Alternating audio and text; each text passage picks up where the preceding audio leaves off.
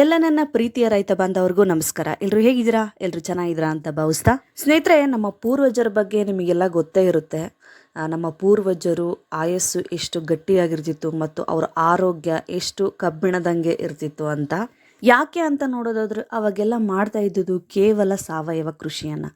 ಯಾವುದೇ ತರಹದ ರಸಗೊಬ್ಬರಗಳ ಬಗ್ಗೆ, ರಾಸಾಯನಿಕ ರಸಗೊಬ್ಬರಗಳ ಬಗ್ಗೆ ಅವರಿಗೆ ಅರಿವೇ ಇರಲಿಲ್ಲ. ಇತ್ತೀಚೆಗೆ ಬಂದಿರುವಂತಹದ್ದು ಈ ರಾಸಾಯನಿಕ ರಸಗೊಬ್ಬರಗಳು ಮತ್ತು ಕಳೆನಾಶಕಗಳು ಅಂತ. ಸ್ನೇಹಿತರೆ, ನಮ್ಮ ಪೂರ್ವಿಕರು ಸುತ್ತಮುತ್ತಲು ಸಿಗುವಂತಹ ಏನು ಅವರು ದೈನಂದಿನ ಕಾರ್ಯಾಚರಣೆಗಳು ಮಾಡ್ತಾ ಇದ್ರು, ಆ ಸುತ್ತಮುತ್ತಲು ಮಾಡ್ತಿರುವಂತಹ ಕಾರ್ಯಗಳಿಂದ ಬರುವಂತಹ ಕೆಲವು ವಸ್ತುಗಳನ್ನು ಉಪಯೋಗಿಸ್ಕೊಂಡ್ಬಿಟ್ಟು ಕೃಷಿಯನ್ನು ಮಾಡ್ತಾ ಇದ್ರು ಮತ್ತು ಆರೋಗ್ಯವನ್ನು ಕಾಪಾಡ್ಕೋತಾ ಇದ್ರು. ಅದರಲ್ಲಿ ಒಂದಾದಂತಹ ಕಟ್ಟಿಗೆ ಒಲೆಯಿಂದ ಬರುವಂತಹ ಬೂದಿ ಕೂಡ ಒಂದು.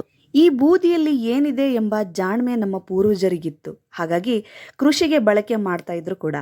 ಹಾಗಾದರೆ ಈ ಬೂದಿಯಲ್ಲಿ ಏನೇನಿದೆ ಅಂತ ನೋಡ್ತಾ ಹೋಗೋಣ ಸ್ನೇಹಿತರೆ. ಅದಕ್ಕಿಂತ ಮುಂಚೆ ನಮ್ಮ ದೇಶದ ಬೆನ್ನೆಲುಬಾದ ರೈತರಿಗೆ ಬೆಲೆ ಮತ್ತು ಗೌರವ ಕೊಡೋದಾದರೆ ದಯವಿಟ್ಟು ಈ ಚಾನಲ್ನ ಸಬ್ಸ್ಕ್ರೈಬ್ ಮಾಡಿ ಮತ್ತು ಈ ಒಂದು ವಿಡಿಯೋಗೆ ಲೈಕ್ ಮಾಡಿ. ಸ್ನೇಹಿತರೆ, ಮಣ್ಣಿಗೆ ಬೇಕಾಗಿರುವಂಥ ನ್ಯೂಟ್ರಿಯೆಂಟ್ಸ್ ಬೂದಿಯಲ್ಲಿದೆ. ಅವು ಯಾವುವು ಅಂತ ಹೇಳಿದರೆ ಕಬ್ಬಿಣ, ಮ್ಯಾಂಗ್ನೀಸ್, ಬೋರಾನ್, ತಾಮ್ರ, ಜಿಂಕ್, ಕ್ಯಾಲ್ಶಿಯಂ ಕಾರ್ಬೋನೇಟ್ ಮತ್ತು ಕ್ಯಾಲ್ಶಿಯಂ ಆಕ್ಸೈಡ್ಗಳು ಇರುತ್ತವೆ. ಮಿನರಲ್ಸ್ ಆದಂತಹ ಪೊಟ್ಯಾಷಿಯಂ, ಮ್ಯಾಂಗನೀಸ್ ಮತ್ತು ಫಾಸ್ಫರಸ್ ಕೂಡ ಇರುತ್ತದೆ. ಇವೆಲ್ಲವೂ ಸಸ್ಯಗಳ ಬೆಳವಣಿಗೆಗೆ ಮತ್ತು ಬೇಕಾಗಿರುವಂತಹ ಎಲ್ಲ ಪೋಷಕಾಂಶಗಳು ಒದಗಿಸುವಲ್ಲಿ ಸಹಾಯ ಮಾಡುತ್ತವೆ. ಈ ಬೂದಿಯಿಂದ ಏನೆಲ್ಲ ಉಪಯೋಗ ಅಂತ ಒಂದೊಂದಾಗಿ ನೋಡ್ತಾ ಹೋಗೋಣ ಬನ್ನಿ. ನಮ್ಮ ಬೆಳೆಗಳು ಹೂವು, ಕಾಯಿ ಬಿಡುವ ಮುನ್ನ ರಾಸಾಯನಿಕ ರಸಗೊಬ್ಬರವಾದ ಪೊಟ್ಯಾಷಿಯಂನ ಹಾಕ್ತೀವಿ. ಅದರ ಬದಲು ಬೂದಿಯನ್ನು ಹಾಕಿದರೆ ಪೊಟ್ಯಾಷಿಯಂ ಸಿಗುತ್ತೆ. ಇದರಿಂದ ಹೂವು, ಕಾಯಿ, ಕಾಳುಗಳು ಚೆನ್ನಾಗಿ ಕಟ್ಟುತ್ತೆ. ನಮ್ಮ ಸಸ್ಯ ಇಳುವರಿ ಚೆನ್ನಾಗಿ ಕೊಡುತ್ತೆ ಕೂಡ. ಕಟ್ಟಿಗೆಯ ಬೂದಿಯನ್ನು ಕೃಷಿಯಲ್ಲಿ ಸುಣ್ಣ ಮತ್ತು ಪೊಟ್ಯಾಷ್ ಮೂಲವಾಗಿ ಬಳಸಲಾಗುತ್ತದೆ. ಮಣ್ಣಿನ pH ಅನ್ನು ಹೆಚ್ಚಿಸಲು ಕೂಡ ಬೂದಿಯನ್ನು ಬಳಸಲಾಗುತ್ತದೆ. ಬೂದಿಯನ್ನು ಕಾಂಪೋಸ್ಟ್ನೊಂದಿಗೆ ಅಂದರೆ ನಮ್ಮ ತಿಪ್ಪೆ ಗೊಬ್ಬರ ಜೊತೆಗೆ ಮಿಶ್ರಣ ಮಾಡಿ ಮಣ್ಣಿಗೆ ಸೇರಿಸಬಹುದು. ಇದಲ್ಲದೆ ಕಟ್ಟಿಗೆಯ ಬೂದಿಯನ್ನು ಕೀಟನಾಶಕವಾಗಿ ಕೂಡ ಬಳಸಬಹುದು. ಉದಾಹರಣೆಗೆ, ಎಲೆಗಳ ಮೇಲೆ ಬೂದಿಯನ್ನು ಚಿಮುಕಿಸುವುದರಿಂದ ಕೆಲವು ಕೀಟಗಳನ್ನು ದೂರವಿಡಬಹುದು. ಉದಾಹರಣೆಗೆ ಗೊಣ್ಣೆ ಹುಳು, ಬಸವನ ಹುಳು, ಹಾವಳಿಯಿಂದ ಕಾಪಾಡಬಹುದು. ನಮ್ಮ ಹೊಲಗಳನ್ನ ಸುರಕ್ಷತೆಯಾಗಿ ಇಟ್ಕೊಳ್ಬಹುದು. ಸಸ್ಯಗಳಿಗೆ ಅಗತ್ಯವಿರುವ ಪೋಷಕಾಂಶಗಳನ್ನು ನೀಡುವುದಲ್ಲದೆ ಸಸ್ಯಗಳಿಗೆ ರೋಗ ನಿರೋಧಕ ಶಕ್ತಿಯನ್ನು ಹೆಚ್ಚಿಸುತ್ತದೆ ಮತ್ತು ಆರೋಗ್ಯವಾಗಿ ಇರುತ್ತದೆ ಕೂಡ. ಇದಿಷ್ಟು ಬೂದಿಯಿಂದ ಅನುಕೂಲಗಳ ಬಗ್ಗೆ ತಿಳ್ಕೊಂಡ್ರಿ.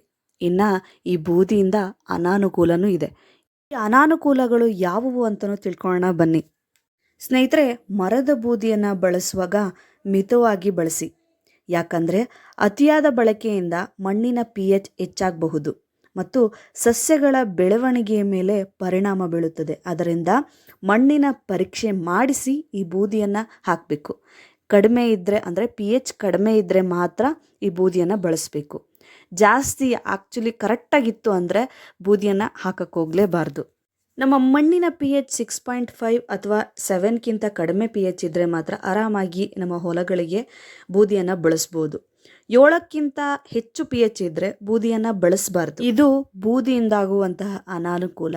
ಯಾವಾಗಲೂ ಮಣ್ಣಿನ ಪರೀಕ್ಷೆ ಮಾಡಿಬಿಟ್ಟು ಮಣ್ಣಿನ pH ಚೆಕ್ ಮಾಡಿಬಿಟ್ಟು ಬೂದಿಯನ್ನು ಬಳಕೆ ಮಾಡಬೇಕು ನಮ್ಮ ರೈತ ಬಂಧುವರು. ಕೆಲವು ಬೆಳೆಗಳು ಕಡಿಮೆ pH ಅಲ್ಲಿ ಚೆನ್ನಾಗಿ ಬೆಳೆಯುತ್ತೆ. ಇನ್ನು ಕೆಲವು ಬೆಳೆಗಳು pH ಜಾಸ್ತಿ ಇದ್ದರೆ ಬೆಳೆಗಳು ಚೆನ್ನಾಗಿ ಬೆಳೆಯುತ್ತೆ.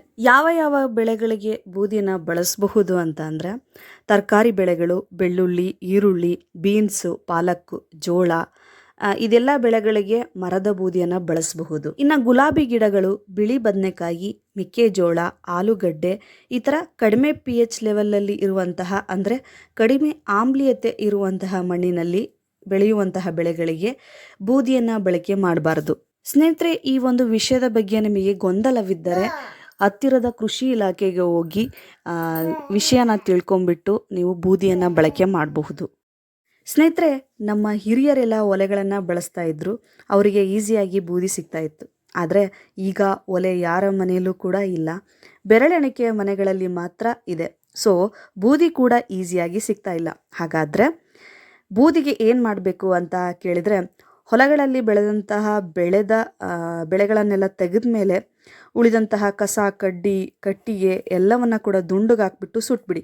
ನಂತರ ಹೊಲಗಳಿಗೆ ಮತ್ತು ತೋಟಗಳಿಗೆ ಬಳಸಬಹುದು. ಸೊ ನಿಮಗೆ ಈ ಥರ ಮಾಡೋದ್ರಿಂದ ಫ್ರೀಯಾಗಿ ಪೊಟ್ಯಾಷಿಯಂ ಸಿಗುತ್ತೆ ಬೂದಿಯಿಂದ. ಸೊ ಪ್ರತಿಯೊಬ್ಬರು ಕೂಡ ಬೂದಿ ಹಾಕುವ ಮುನ್ನ ಮಿತವಾಗಿ ಬಳಸಿ. ಅತಿಯಾಗಿ ಬಳಕೆ ಮಾಡ್ತಾ ಇದ್ದೀರಾ ಅಂದರೆ ದಯವಿಟ್ಟು pHನ ಚೆಕ್ ಮಾಡ್ಕೊಳ್ಳಿ, ಮಣ್ಣಿನ ಪರೀಕ್ಷೆ ಮಾಡಿಸಿ. pH ಕಡಿಮೆ ಇದ್ದರೆ ಮಾತ್ರ, ಅಂದರೆ ಆಮ್ಲೀಯತೆ ಇದ್ದರೆ ಮಾತ್ರ ಬೂದಿಯನ್ನು ಬಳಕೆ ಮಾಡಿ. pH ಜಾಸ್ತಿ ಇತ್ತು ಅಂದರೆ ಬಳಕೆ ಮಾಡೋಕ್ಕೆ ಹೋಗಬೇಡಿ. ಈ ಥರ ನೀವು ರಾಸಾಯನಿಕ ರಸಗೊಬ್ಬರಗಳನ್ನ ಬಳಕೆ ಮಾಡದೆ ಸಾವಯವ ಕೃಷಿಯನ್ನು ಮಾಡಿ ನಿಮ್ಮ ಹಣವನ್ನು ಉಳಿಸ್ಕೋಬೋದು, ಮಣ್ಣಿನ ಆರೋಗ್ಯವನ್ನು ಕಾಪಾಡ್ಕೋಬೋದು ಮತ್ತು ಇಳುವರಿಯನ್ನು ಕೂಡ ಹೆಚ್ಚಿಗೆಯಾಗಿ ಪಡ್ಕೋಬೋದು. ಸೊ ಇದು ಬೂದಿಯಿಂದಾಗುವಂತಹ ಉಪಯೋಗಗಳು, ಅನಾನುಕೂಲಗಳು ಮತ್ತು ಯಾವ ಯಾವ ಬೆಳೆಗಳಿಗೆ ಬಳಸಬಹುದು, ಯಾವ ಯಾವ ಬೆಳೆಗಳಿಗೆ ಬಳಸಬಾರ್ದು ಬೂದಿಯನ್ನು ಅನ್ನೋ ಒಂದು ಮಾಹಿತಿಯಾಗಿತ್ತು. ಫ್ರೀಯಾಗಿ ಪೊಟ್ಯಾಷಿಯಮನ್ನು ನಿಮ್ಮ ಬೆಳೆಗಳಿಗೆ ಹೇಗೆ ಕೊಡೋದು ಅನ್ನೋ ಒಂದು ಮಾಹಿತಿಯಾಗಿತ್ತು.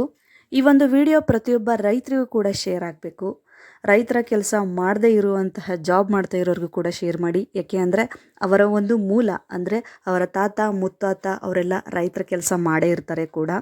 ಸೊ ಒಂದು ವಿಡಿಯೋ ಶೇರ್ ಆಗೋದ್ರಿಂದ ಫ್ರೀಯಾಗಿ ಪೊಟ್ಯಾಷಿಯಮ್ನ ಬೂದಿಯಿಂದ ನಮ್ಮ ಬೆಳೆಗಳಿಗೆ ಕೊಡಬಹುದು. ಆರೋಗ್ಯಕರವಾದ ಜೀವನ ಮಾಡಬೇಕು ಅಂದರೆ ಸಾವಯವ ಕೃಷಿ, ಆರ್ಗ್ಯಾನಿಕ್ ಫಾರ್ಮಿಂಗ್ ನಮಗೆ ಅಗತ್ಯವಾಗಿರುವಂಥದ್ದು. ಸೊ ಹಾಗಾಗಿ ಪ್ರತಿಯೊಬ್ಬರು ಕೂಡ ಸಾವಯವ ಕೃಷಿಯನ್ನು ನಿಮ್ಮ ಒಂದು ಕೃಷಿಯಲ್ಲಿ ಅಳವಡಿಸ್ಕೊಳ್ಳಿ. ಸೊ ಸಡನ್ನಾಗಿ ಸಾವಯವ ಕೃಷಿಯನ್ನು ನಮ್ಮ ಭೂಮಿ ಒಪ್ಕೊಳ್ಳೋದಿಲ್ಲ. ಸೊ ನಿಧಾನವಾಗಿ ಒಂದೊಂದೇ ಪದ್ಧತಿಯನ್ನು ನಾವು ರೂಢಿ ಮಾಡ್ಕೋತಾ ಬಂದರೆ ನಮ್ಮ ಮಣ್ಣು ಖಂಡಿತವಾಗಿ ಒಪ್ಕೊಳ್ಳುತ್ತೆ. ಫಸ್ಟು ನಾವು ಹಸಿರೆಲೆ ಗೊಬ್ಬರವನ್ನು ಬೆಳಿಬೇಕು. ಸೊ ಹಸಿರೆಲೆ ಗೊಬ್ಬರವನ್ನು ಹೊಲದಲ್ಲಿ ಹೇಗೆ ಮಾಡೋದು ಅನ್ನೋದು ಒಂದು ವಿಡಿಯೋವನ್ನು ಹಾಕಿದ್ದೀನಿ. ಅದು ನನ್ನ ಚಾನಲಲ್ಲಿ ಇದೆ ಮತ್ತು ಆ ವಿಡಿಯೋನ ನಾನು ಇಲ್ಲಿ ಹಾಕಿರ್ತೀನಿ, ಹೋಗಿ ಚೆಕ್ ಮಾಡಿ. ಇದು ಒಂದು ಒಳ್ಳೆಯ ಮಾಹಿತಿನ ನೀಡಿದ್ದೀನಿ ಅಂತ ಅಂದ್ಕೊಂಡಿದ್ದೀನಿ. ಈ ವಿಡಿಯೋ ಇಷ್ಟ ಆಗಿದ್ದರೆ ದಯವಿಟ್ಟು ಲೈಕ್, ಶೇರ್, ಕಮೆಂಟ್ ಮಾಡಿ ಮತ್ತು ನನ್ನ ಚಾನಲ್ನ ಸಪೋರ್ಟ್ ಮಾಡಿ. ಏಕೆ ಅಂದರೆ ರೈತರು ಬೆಳಿಬೇಕು, ಉಳಿಬೇಕು. ಸೊ ಅವರಿಂದನೇ ನಾವು ದಿನನಿತ್ಯ 3 ಹೊತ್ತು ಊಟ ಮಾಡ್ತಾ ಇದ್ದೀವಿ ಅಂದರೆ ಅದು ರೈತರಿಂದ ಮಾತ್ರ. ಸೊ ಹಾಗಾಗಿ ಅವರಿಗೆ ಉಪಯೋಗವಾಗುವಂತಹ ಸಾವಯವ ಕೃಷಿಯನ್ನು ಹೇಗೆ ಮಾಡೋದು ಅನ್ನೋದು ಒಂದು ನನ್ನ ಕಡೆಯಿಂದ ಒಂದು ಚಿಕ್ಕ ಎಫರ್ಟ್ ನನ್ನ ಕಡೆಯಿಂದ ಇದೆ. ದಯವಿಟ್ಟು ನನ್ನ ಒಂದು ಚಾನಲ್ನ ನೀವೆಲ್ಲ ಸಪೋರ್ಟ್ ಮಾಡ್ತೀರಾ ಅಂತ ಅಂದ್ಕೊಂಡಿದ್ದೀನಿ, ಮಾಡ್ತೀರಾ ಕೂಡ. ಸೊ ಮತ್ತೆ ಒಂದು ಒಳ್ಳೆಯ ವಿಡಿಯೋ ಜೊತೆ ಮುಂದೆ ಒಂದು ವಿಡಿಯೋದಲ್ಲಿ ಸಿಗ್ತೀನಿ ಸ್ನೇಹಿತರೆ. ಅಲ್ಲಿವರೆಗೂ ನಮಸ್ಕಾರ.